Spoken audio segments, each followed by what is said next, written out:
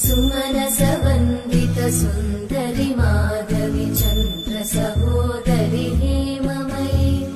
मुनिगणवन्दित मोक्षप्रदायिनि मञ्जुळभाषिणि वेदनुते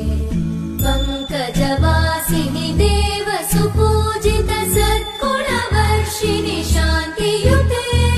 जय जय हे मधुसूदन कामिनि आदिलक्ष्मि जय पालय माम्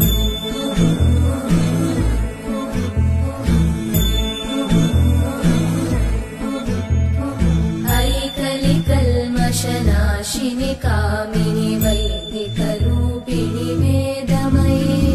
क्षीरसमुद्भव मङ्गलरूपिणि मन्त्रनिवासिनि मन्त्रनुते मङ्गलदायिनि अम्बुजवासिनि देवगणाश्रितपादयुते